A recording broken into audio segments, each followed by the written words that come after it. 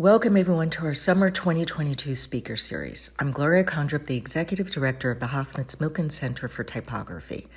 This series is presented by HMCT in collaboration with ArtCenter's Graphic Design Department and highlights the work of 4 ArtCenter alumni. Today's speaker is Mark Brinn. Mark graduated valedictorian from ArtCenter in 2008. His first job was at Mirada, Guillermo Del Toro's motion graphic studio in Culver City, where he worked on multidisciplinary projects from major motion pictures and music videos to interactive storybooks. He now splits his time between freelancing as design director on global campaigns and branding small local businesses in his hometown of Bellingham, Washington. Mark, we are very excited to have you here today, and thank you for joining us. Everyone, please welcome Mark Brinn. Yeah, thank you guys. So there's a little timeline. As a kid, I really enjoyed playing with Legos and building things, and that sort of grew into drawing cartoons and doing little things with my friends, and didn't really think too much of it because my parents all had very serious jobs. My dad was a lawyer and my mom was a psychologist. My whole family is lawyers and doctors, and so they were really pushing me away from art. But in high school, I found Hunter S. Thompson and the wonderful illustrations of Ralph Steadman, and that's what really inspired me to actually go into the field of design. Seeing what they had done and that they were making a living at that, it gave me the confidence that that this was a real job and that it was going to work out. So I then went to ArtCenter, and that was a wonderful time. As Alan said, I graduated at the top, which was very, very difficult, as I'm sure you all know. And but it was worth it, and I just learned so much there. And then after that, I worked at a lot of different jobs, and that's kind of the main thing that I want to talk about is sort of all the different opportunities that are going to be available to you guys when you graduate, and where you might be able to find yourself as a designer. So yeah, this was the inspiration that really got me into it. As reading a lot of Jack Kerouac, Kurt Vonnegut, and Charles Bukowski, and then I found Fear and Loathing in Las Vegas, and that book just really inspired me because it was so different. And Ralph Steadman's illustrations are just so immediate, and they're kind of cartoony, but also very serious and incredibly moving. And so, like I said, that's what really kind of pushed me over the edge and made me decide that this is what I wanted to do. And then I just thought I'd include some of the work I did when I was at ArtCenter. This was a fun little cart that I made. It's all about the different foods, like fast food, and how many calories that's in it, and then also different ways that you can work off those calories in sort of interesting ways. So if you want to go for a run, how far you'd have to run, or if you're just gonna like sit and watch TV, how many hours of TV. I think that's that 8,758 hours that you'd have to watch sitting on your couch to burn off a Carl's Jr. burger. And then I made that TV Land logo in your class, Sean. That was actually really that project taught me so much, and I still use so many of those the things that we learned in that class to this day. That was a design 2, I believe. And then I also put in here that just want to throw this out there, transdisciplinary studios, I believe that's what they're still called. It's an amazing resource, and I did 2 of them. One was S Tiempo, that was through I think it was UCLA, maybe UC Davis. It was one of the colleges down there. And that was about raising awareness for cervical cancer. And so we did a big campaign, and then the other one was for Nestle, and that was a sponsored one. where we split into different groups and then put together this project showing off some of their different products. And those classes are so great because it's really a preview for what the real world's going to be like, where you're working in a group of people with different skills. And then the other great thing about it is that they pay you money. I think I got $10,000 for each of those projects, and that really made a good dent in what I owed. So yeah, so my very first job, this is actually before ArtCenter, was making gig posters for a small club in my hometown of Bellingham, Washington. It's called the Nightlight Lounge. Made hundreds of posters. I've included this. It's probably the worst logo that I've ever made. It's even pixelated. There's so much wrong about that, but making that logo and then being forced to use it for like a year and a half, it really taught me a lot about what not to do. There's legibility issues in there. The multiple colors was a constant problem. But this job was so amazing because I had essentially free reign to do whatever I wanted to do. There was so little, we were moving very quickly. I'd make a poster pretty much every day. And it was pretty much just, whatever I wanted to do. Very few of them got rejected for any reason. And it really just gave me, because there was also so many different types of music that went through there, from, Method Man, hip hop, Corby Lanker, this is a country band, and Mono is sort of like a prog rock kind of thing. And so every week it would be different bands from different genres, and that just gave me a wonderful kind of just area to play, and I learned a lot about typography and made a lot of mistakes and figured out what not to do. So I've worked at many different scales, from small, like the Nightlight Lounge is very small, and I do a lot of branding for local companies, startups and that kind of thing. And then I've also worked for some pretty large companies. And so just kind of wanted to break this down because I didn't understand this when I was in college, the way that it works for like really big companies. So you've got your brand, in this case, AT&T, and then they hire an advertising agency. So in this case, BBDO. Obviously, there's many different companies there. And then the advertising agency will then hire out the design studio that's going to actually produce the work. And so with these different levels, you have, there's lots of opportunities in there for designers at every level, from working for the brand to working for the advertising agency, and then working at the design studio. And they all offer lots of different things. There's good things and bad things about all of them. I've never worked for a large brand as a brand manager, but I'm going to talk about the other two here. So yeah, as Alan said, I worked for Mirada, which is owned by Guillermo Del Toro. This was a wonderful job. This is the first job I got out of ArtCenter, and it was so great because they have vast resources. This was one of the first projects that I got put on, and it was huge. There was like, I don't even know how many designers that were working on it, but there was a lot of us, and we made this video that was captured with these really cool cameras that shot in three views. So when you're standing where the pointer is here, it had sort of a I don't know, almost like a augmented reality corner kind of a feel. Everything was shot also at eye level, so it really kind of brought that realism. And then we also made this enormous 30-foot tall LCD screen. This was all in Lincoln Center in New York. And so that LCD screen, it contained a lot of live data that we were gathering from different places in the city about traffic and weather and power usage, that kind of thing. And then we made these visualizations that would show it, and we're showing it in real time too.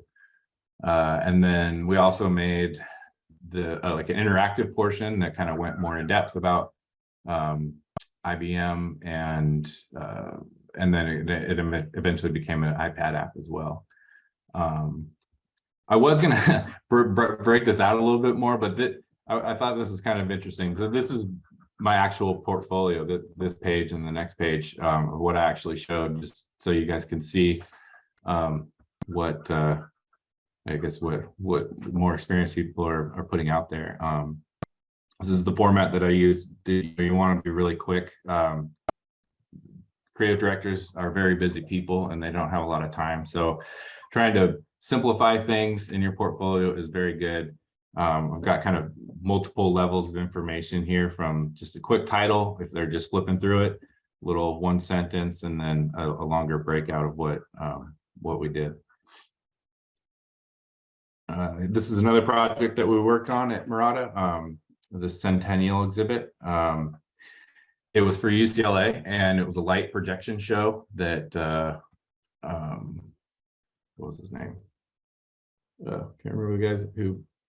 Anyways, they had a famous person narrate it. I can't remember, it was a while ago. But this is a lot of fun.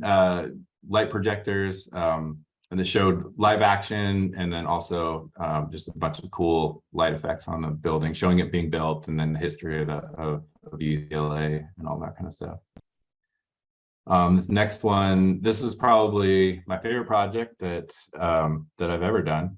This was an app that we built for Cornelia Funke, who's she wrote Reckless and Fearless, and Inkheart got made into a movie. So she's a wonderful person, wonderful author. And Mirror World's kind of like Harry Potter-ish, you know, kind of it's a children, but it's a little bit darker. Takes place in the early 1900s in sort of an alternate reality where this kid falls into a kind of like a rabbit hole type thing, and goes into this alternate reality with wizards and goblins and ogres and all that kind of stuff. And so we won a Cannes Lion for this one, and it was just so much fun. We had concept artists as well working with us, so we created all these characters, and it was just like 9 months of just messing around and having fun. We made this book that was yeah, there's all these different kind of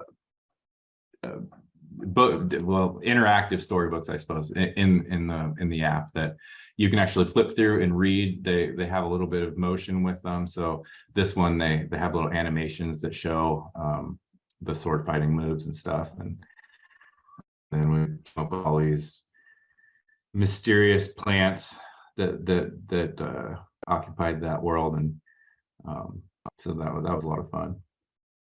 Oh yeah, I got a little video here too. Cornelia Funke is an internationally acclaimed author of more than 20 young adult fantasy and adventure books. To accompany the release of her latest novel, Fearless, Funke tapped into a new dimension to bring her fairy tale-inspired worlds to life through an iPad app. The Mirror World app is a living storybook, a dynamic narrative experience, and more than just an illustrated ebook. Readers can navigate through 15 short stories and explore the vignettes at their own pace. There is also the option to experience the tales in visual interactive form, read them as illustrated ebooks, or listen to them with audio narration. No matter how accomplished the stories, there always exists someone equally skilled opponent. Audiences can immerse themselves in Funke's otherworldly settings, access alternate realities with a touch of their fingers, traverse rolling storyscapes via scrolling, explore environments with gyroscope-rooted POVs, and study her fantastical creatures and breathtaking illustrations. It is the first time the exquisite aesthetic and textural details and beings from Funke's books have been manifested and portrayed exactly as the author envisioned them. All concept, design, narrative development, art, and programming was done in-house at the studio. A variety of methods were used: live action, 2D, 3D, moving illustrations, sculpture, and custom fabric art. The studio's artists and storytellers worked one-on-one with Cornelia over the past year to develop over 110 minutes of original content for audiences to explore and interact with. The Mirror World app launched April 2013, coinciding with the release of Funke's newest novel, Fearless. The app can be purchased in the iTunes Store and will soon be available on the Kindle. It is being featured in Fast Company, Wall Street Journal, Los Angeles Times, and USA Today. Mirror World represents the new face of storytelling and a new model for book publishing. Yeah, so that was Mirror World. It was a lot of fun just because there was so many different elements, as you could see, from the live action to actually creating all this art. Like this is a real sculpture that we built, and is life size. I mean, it's a gigantic ogre arm that was like 4 feet tall, 4 feet wide. So it was a lot of fun. Okay, moving on to BBDO. So this is where I'm working now. It's at the next level up. So you're looking at at the design studio, it's more like, what are we going to do for this particular ad? And that's kind of your concern. And there are, I don't know, I don't want to say it's more creative, but you're more focused on design type issues. And at the advertising agency level, it's a little bit bigger picture. You're thinking more about the whole campaign. And so it's going to be lots of different elements that are going to fit into that. And you got to figure out how they're all going to work together. It's much slower moving than the design studios, and but I think there's pluses and minuses to that. So this is one of the things that we did this year. This is for the NCAA tournament, March Madness, that was in New Orleans, I believe. And so this is called out of home billboards, essentially. And I just wanted to show this as an example of kind of what you might do if you were working in an advertising agency. So with these things, you're just making much smaller moves. So it's like there's so many people that are involved, from the photographer to the art directors that come up with the lines that you're going to put in there, and then all the different people that are kind of stuff. So you got the AT&T people are concerned that you're using the right colors and that all the different brand elements are in there correctly, and it just takes so much longer. Like, so with those first posters that I showed, those we would make in a day, or I'd make a couple of them in a day. And with these ones, I think we spent like 2 weeks on these posters. There were maybe 30 of them, but as you can see, they all look very similar. They're just kind of different sizes. And I mean, they interact with the different locations in the building. But it's a lot of, it's just much slower paced. Oh, and as I was getting ready for this, Alex contacted me and said, hey, tell those kids that we are hiring. So this is her email. She's asked you to reach out to her if you are going out into the job field. So I would highly recommend that. BBDO is an awesome place to work. I love it. Okay, so now something completely different, something that I never thought that I was going to do. And that is open a business that really didn't have anything to do with graphic design. I started Sugarleaf Farm. I don't even remember what year it was. 2012, probably 13, somewhere in there. And it just sort of happened. I really didn't intend for it to happen. Cannabis became legal here in Washington State, and one thing just kind of led to another, and I ended up opening the company. Washington had this thing where only a certain amount of, they call it a lottery, and only a certain amount of companies were allowed to open. So they sort of forced a monopoly, and I got one of those licenses. Here's some of the stuff that I made. This was a really fun opportunity too, because I had complete creative control over everything. from deciding what, from a marketing perspective, like what are we actually going to make, to I was the only designer that did all of it, and I also approved everything. So that part was easy. Yeah, so one of the biggest challenges with this company, and a huge lesson that I learned was in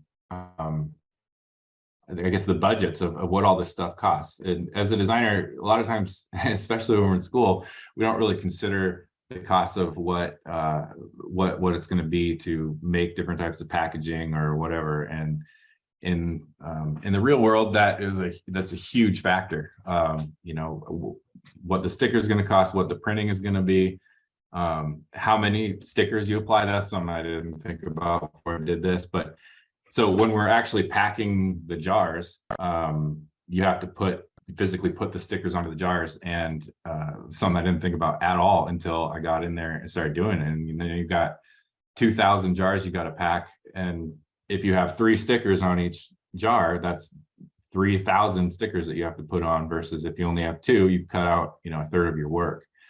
And so that really played a lot. And I've changed these stickers, oh my god, so many different times. We went from Mylar bags to jars and back again, and all over the place. So it's a great learning experience of opening your own company. Here's some shots of the people trimming the weed. This is Jason. He was a 7 times Cannabis Cup winner, and he helped me put all this stuff together. He was the head grower, amazing guy. And then I've got some of the strains that we grow. This is Bubba Kush, Chunk Dog, Gorilla Glue, Lemon OG, which is probably my favorite strain to grow. It grows like gangbusters. And then MK Ultra here at the end. I grew this stuff with a system called aquaponics, which is a fascinating system. I wish I could give the whole lecture just about this. It's a system where the fish, they obviously poop, and then the fish waste then goes into the filter, and this is kind of where all the magic happens. You've got lots of bacteria in here, which converts the nitrogen that the fish are putting out into a plant soluble form that the plants can uptake as fertilizer. And then when they do that, the plants are essentially cleaning the water, which is then returned back to the fish tank. So you have this closed loop ecosystem here, and it's amazing. It grows plants so well. It should really be used on a much larger scale. These are the tanks that the fish are in. Can't really see them in there, but got a picture there. So I started this thing all by myself in my barn in Mount Vernon. Here it was, like, before I did anything, and didn't even have any plants in there. And this is like, I literally built all this stuff all by myself. And then as things grew and got employees and got some funding, we were able to build a proper grow room. Here it is in construction, and then here it is when we have it all filled out. We grew about 30 pounds of weed every week.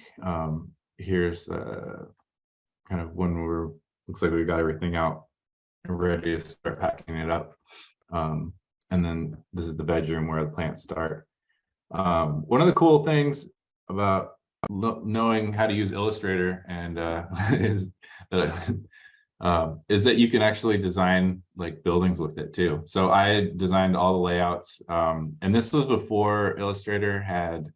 Now in CC you can use feet and inches, which would make this a million times easier. But actually converting everything to millimeters and scaling it down, because they had size limitations on Illustrator at that time. But yeah, I planned out the whole building, and also this thing was our flowering schedule. So cannabis flowers an 8-week cycle, most of them do.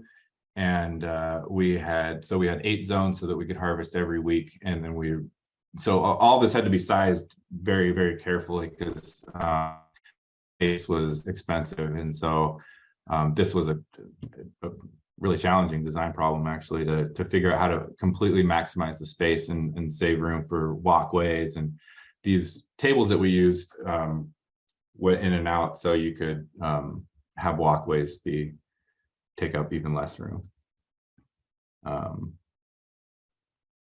Okay, let's see how we're doing on time here. So branding is a side hustle. So this is something that I do, and I encourage all of you guys to do too. It's great. Great way to make some money on the side, and it's really rewarding too. Small businesses are always short on cash, and they don't have enough money to hire a proper design studio to do it. So I just kind of started doing this word of mouth. Just one thing led to another, and now I've got like a little side business that I have, doing branding and then helping those clients as they grow. So here's where I live in Acme, Washington. It's a town of 123 people. This is the valley. It's absolutely beautiful here, but it's also very small, and there's not very much business. There's no business here, but I love it. This is my view, and that's one of my chickens. This is why I live here. But it wouldn't be possible to do this without being able to work remotely, which is just such an amazing resource that we have now. You can really live anywhere you want to, and so I'm able to afford a much larger house here than I would be in Los Angeles or New York. And thanks to the internet, I can just get, this morning we were talking with clients Luxottica in Italy.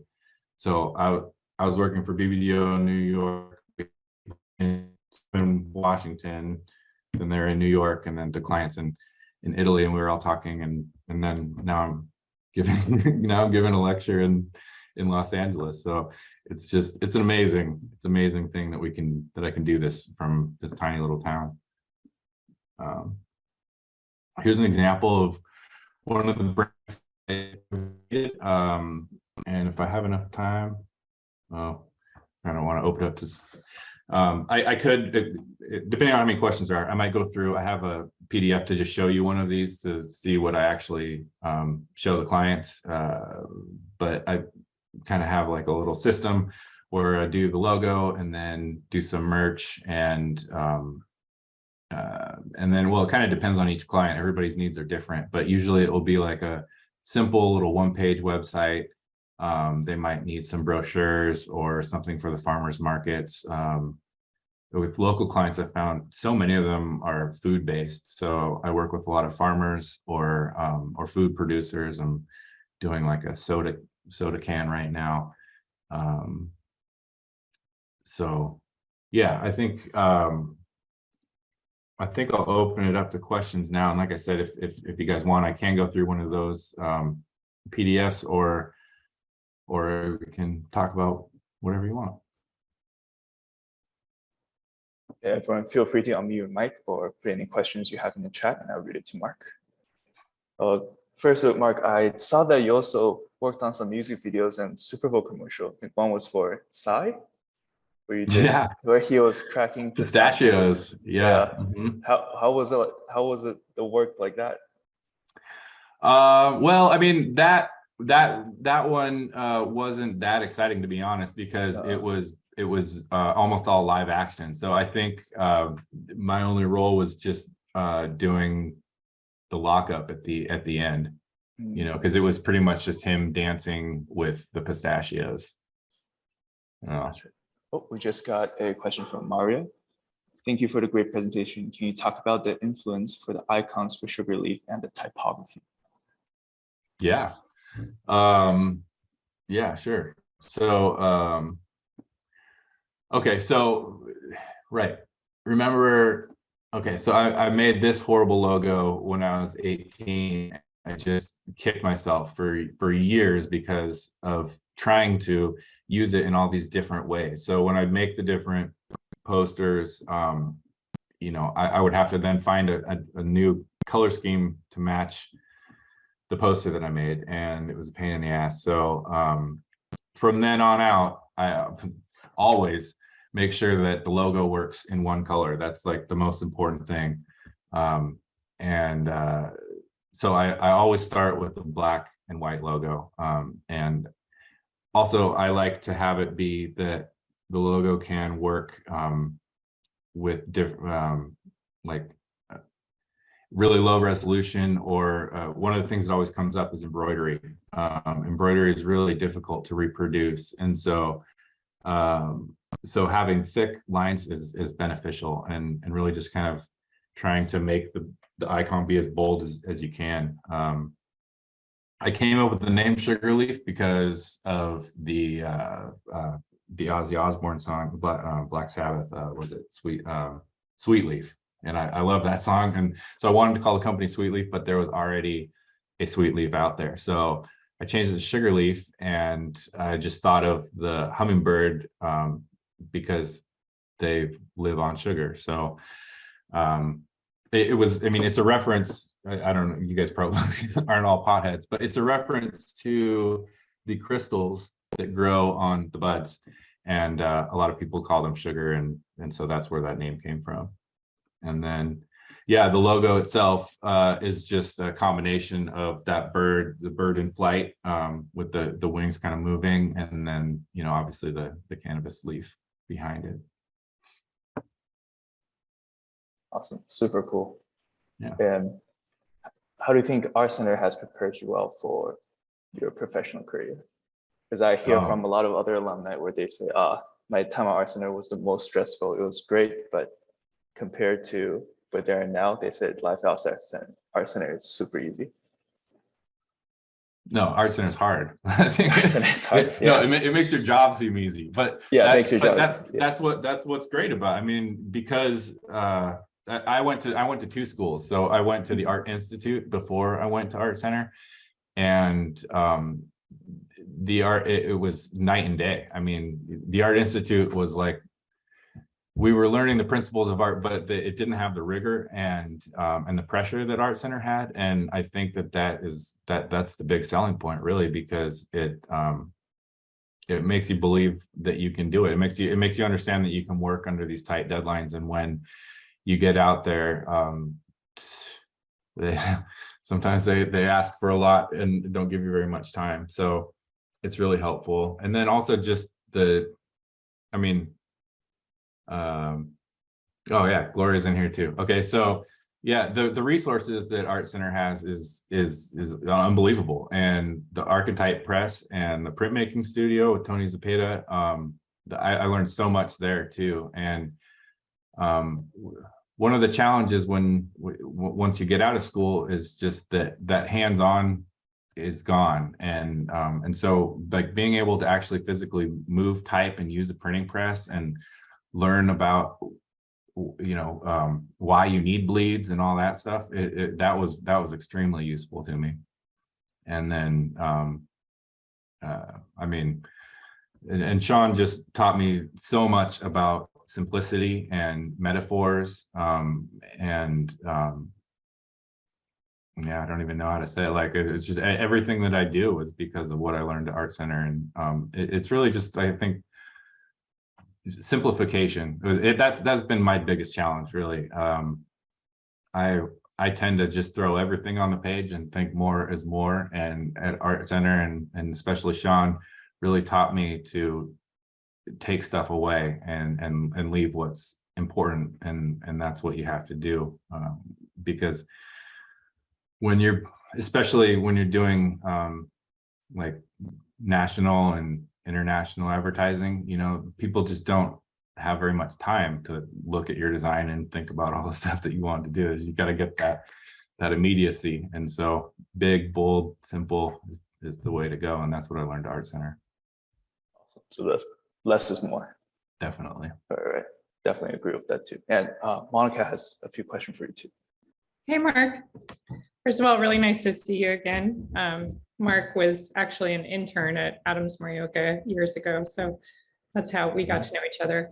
I wanted to ask two things. First, could you describe what it was like when you first started working professionally at Mirada and you were working on the types of projects where the deliverables were not exactly like the deliverables you had in school as a graphic designer, and how you kind of brought your skills into a larger team. And then also, I think it would be great if you could share the reasoning behind the S-Tiempo logo, because I still remember that project and I just thought it was such a brilliant solution to the problem. So it's so beautiful, and it's so noticeable too, that we thought that, okay, so actually there was two things. So that was the first thing, is that there's this beautiful tree that blooms, and we wanted to come up with an image that could live past the the short period of time that we were actually going to be putting stuff out there, because we were only going to be putting ads out there for like 6 months or something. But we wanted people to remember it, because you have to get to not get cervical cancer. You should get a pap smear every year when you're like 18, and every year after that. So the idea was that if we could associate this tree with getting a pap smear, that people would then remember when they saw it. And in our research, so this was all towards Latina women, because there's a stigma in the Latina community about talking about sex, especially with your parents. And so we were focusing on them. And in our research, we found out that like overwhelmingly Latina women love the color purple. So just so everybody knows, if you're ever doing a brand for a Latino company, like they love purple. And so that was just, so the things just kind of lined up, and that's what we chose to do. And it worked out great. Yeah. I think people did make the association, and I think that it did work.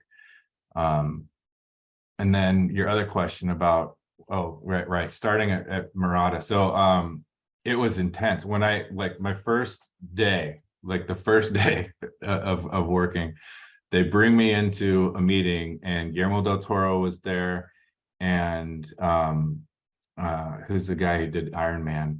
John, Southern, huge, what's his name?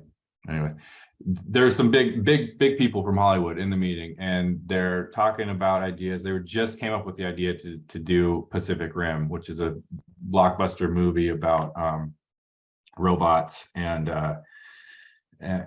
so they wanted us to come up with like concepts for it, not necessarily concept art, but sort of just ideas, like how can we make cool robots.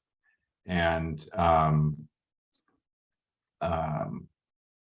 so, but they were also really secretive about it. So they didn't want me to, they didn't want anybody to even see my screen, what I was working on. So they stuck me in a room that was like just a large closet basically. And I was just in there by myself for like 4 days, just doing research, trying to come up with ideas for these robots. And it was really intimidating, because I had no idea what they were really expecting, or what I was supposed to come up with. But that was another thing where ArtCenter, like research, like it's such a valuable thing. And I probably should have talked about that more in my talk, but like it's a huge part of the professional world as well, researching things and then putting everything into documents. Like just making presentations is a very common job that a lot of people have in all the different stages, because everything that you do, you present it to the client in a deck. And so if you can learn how to I don't want to say InDesign. I learned everything in InDesign, but then when I got into some of these companies, like they don't use InDesign because it's not interactive enough. And so Keynote, and I'm aghast to say Google Slides is what we actually do a lot of the stuff in. And so being able to put those things together really quickly, following brand guidelines, and being able to throw together a deck in an hour is a huge skill that will take you far if you have that. Thank you, Mark. Any more questions from the guests? No, I'll ask another one. That since I've seen that you're extremely multidisciplinary designer, what really led you down that path? What pushed you to experience different design fields, projects, from video production to branding? It was an accident. Really? I didn't really mean to. Yeah, I love print. That's what I fell in love with I mean, books are like my favorite thing, and I kind of thought that I would become a book designer. And I've certainly made a lot of decks, and I have actually done a couple of books, but yeah, but it was pretty much just what came at me, you know. I got hired from Mirada at the grad show, and so it was just, you know, that was the job that was offered. And I kind of wish that I mean, I loved working at Mirada. I don't regret it at all, but I do wish that I had maybe looked around a little bit more right after graduation. I just basically took the first job that was offered to me. I guess my recommendation for all of these students is to try out a bunch of different things. I mean, they're so different. Like working at Mirada is completely different than working at BBDO, which is completely different from having your own small, you know, one-person studio. It's like night and day. And so the only way that you can really experience that is by doing it. And that's what's so cool about freelance. I love being a freelance designer because of all the different opportunities that are presented, and being able to have all those experience, you know, because you can get bored, you know, and so it's just fun to try all the different things out and all the opportunities that there are. Especially when you have time. Mm-hmm. We have a question from Petrula. Hi, Mark. You interviewed some recent grads last term. Any advice for this term's grads? Yeah. Well, I mean, that's why I showed some of the slides of like what my portfolio looks like. I think it's really just being mindful of the creative director's time. I think is the main one. Like they're just, when you spent so many years, you know, putting this portfolio together, you really you want everybody to look at it for like an hour, but the reality is that's just not going to happen. They're going to look at it for like 5 minutes. And so you need to be able to tell your story, 5 minutes if you're lucky, right? You need to be able to tell your story very, very quickly. And that's kind of the main thing. I mean, it's good to be like, you know, we were doing interviews, so that's a longer form, but like in your portfolio, you definitely want to get right to the point. Awesome. Any final questions? Joe? Yeah, I was trying to ask a Pacific Rim question, but since you already answered it. But I guess one thing I wanted to ask about is when you did the Think project for IBM, like how was like the process done? Like, you know, when making something digital and transforming into something physical, like how was that experience of doing it? Well, it was just, there was just so many comps. Like we, okay, so we were partnered with SY Partners, and so they were the creative leads on that, and they came up with a script, and it was all based on the Charles Ray Eames video. I forget what it's called, but where they zoom in from like outer space onto a picnic bench. I don't know if you guys have seen that video, but Powers of 10. Thank you. Yes. So it was sort of loosely inspired by that video, and that was kind of the starting point. But then there were just all these different scenes, and they would essentially give us. I didn't really have it storyboarded, but they kind of had just broken into, I guess, what would be the storyboards without actual images, and then we would just make comp after comp. There was 3 or 4 designers, I think, that were working on that one, and so we were all just kind of brainstorming together, and we just tackled each section as it came. We did the video part first. It was sort of like different projects, really. We did the video part first, and then they started into production with that, so that like went away, and then we were focused on that LCD wall, which was awesome because they actually got a section of it in the studio. So they had like this 30-foot wall, and we got to turn on a couple of times, and it was like, whoa, it's so bright. So that was, yeah, so then we did that, and then it was the interactive portion after that. So we first made it so that it would be interactive on the big touch screens, and then I didn't think it was pretty easy to translate that into the iPad app. So there was a few things that we had to do there, but it was pretty simple. Yeah, thank you. Yeah, thank you so much. It was really good to hear. Absolutely. Actually, I have one more question. I'm currently like interning at like one of the design studios in New York, but what would you say like the big difference of freelancing versus like, you know, when you are working in studio? I know you've already kind of talked about it, but if you want to Yeah, no, that's a good question. There are some really big differences. Yeah, so the first one is like just knowing that you're going to have a job later. Like if you're a freelancer, you're just at their whim, and I mean, you know, they're working on tight budgets. They don't give you a lot of warning sometimes, and it's like, okay, can you start on Monday? And then you have to start on Monday, and then I've also just been working and thinking everything's fine, and then you get a email and they're like, okay, you know, you're done tomorrow. And so just that really not knowing about what's going to come down the pipe is the biggest challenge. And so as I'm trying to balance that with working with local clients, you know, that I can run into some problems there, because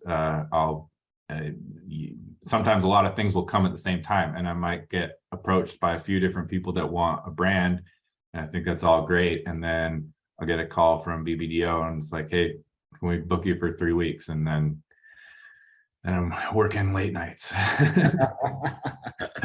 that's the challenge. The positive side is that you get paid way more as a freelancer. So you know, you take your rate that you would ask for on staff and like double it, and then add some on top of that, and that's what you ask for as a freelancer.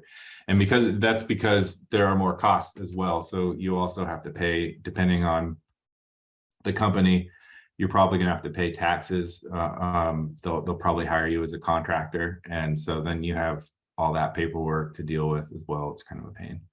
All right.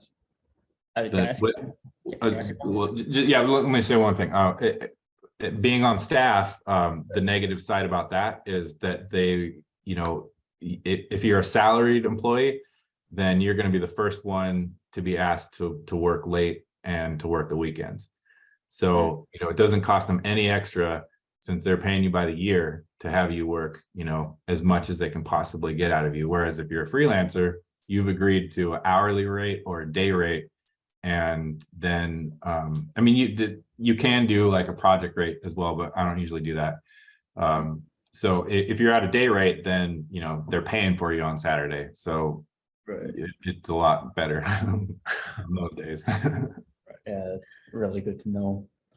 Actually, sorry, Alan, I've been go for it. No, we just have a bit more time. Yeah, so like when you worked with like Pacific Rim team, like you've already kind of talked about the process a little bit, but so you like made designs. I looked on your website, like you made like covers for the, you know, in the movie of like Time Magazine, National Geographic, like where you had it in the file, and then after that, like did you see it on the film before it was like premiered, or like did they just like put it and then you just started on the film at one point?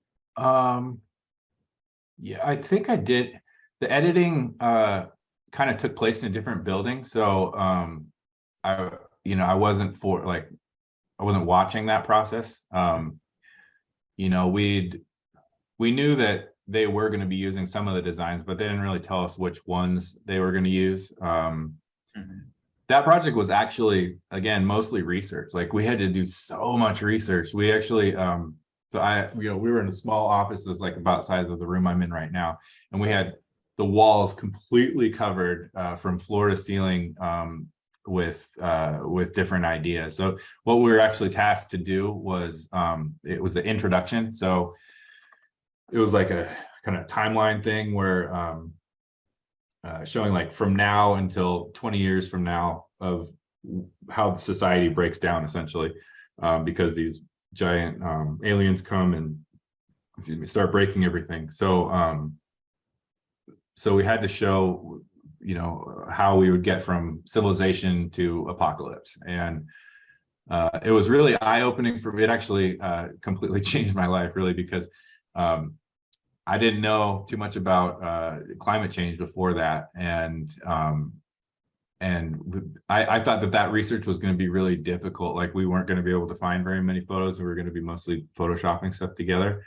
But when I started looking, I was just blown away by how far we've already gone, and it was at that time, that was right when when Greece was going through that financial collapse. And so there was a lot of rioting and news about that. And yeah, so that was kind of depressing, really. And that woke me up to climate change. And that's actually why I got into aquaponics to begin with, is I found out about aquaponics through that research. And then I had a little setup at my house. I was just growing lettuce and things in my backyard. And that's how I kind of got started with all that. Thank you so much for answering so many questions. Yeah. Oh yeah, of course. Yeah. Well, with research, like you can't do too much. Like that's my approach is, because I guess a lot of times, our jobs we're making designs, but you're actually making it, for somebody else. And, and so most of the time that's going to be your supervisor. It would be design director, or creative director, or whatever. And so with the research, like the more things that you can show them, the better. And that's going to help them narrow down what they want and to be able to more clearly communicate that to you. And so I always like, with the Pacific Rim project, it was like thousands and thousands of images that we pulled up, and that really helped. We made this book out of it. It was kind of like a huge collage, and then Del Toro took that back, and that's kind of where we got a lot of the ideas for what actually became in the movie. Did you know people from the industry before when you got the job? Like did you know someone who worked on the movie industry and he asked? No. It was just Jonathan Wu.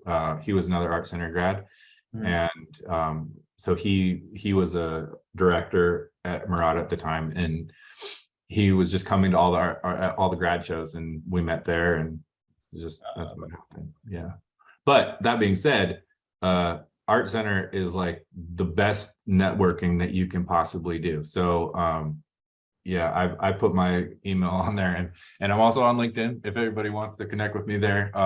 It's the relationships that you make here are going to give you jobs like for the rest of your life.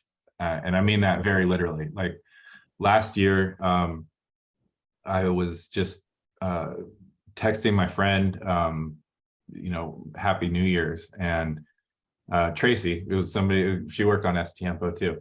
And we were just catching up, and she said that she was working with BBDO, and I was like, oh, that sounds cool. Is everybody remote or are people in the office? And she said, yeah, everybody's remote. And one thing led to another, and that's how I got that job. So it was like 20 years, or not 20, 10, 12 years after I graduated. I still got a job through ArtCenter, so pretty awesome. Awesome. Yeah, make sure to stay connected with everyone. Mm-hmm. Thank you so much, Mark. Absolutely. Yeah.